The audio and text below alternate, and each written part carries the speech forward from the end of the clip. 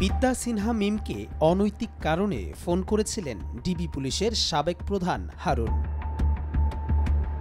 ঢাকা মহানগর গোয়েন্দা ডিবি পুলিশের সাবেক প্রধান মোহাম্মদ হারুনুর রশিদ, যিনি ডিবি হারুন নামে পরিচিত, তার বিভিন্ন বিতর্কিত কার্যক্রমের জন্য প্রায়ই আলোচনায় আসেন তিনি। এবার তিনি চিত্রনায়িকা বিদ্যা সিনহা মিমকে একটি অনৈতিক কারণে ফোন করেছিলেন বলে জানা গেছে। মিমকে ফোন করে একটি সিনেমায় কাজ করতে বাধা দেওয়ার চেষ্টা করেন তিনি, যা মিমকে ভীষণভাবে চিন্তায় ফেলে দিয়েছিল।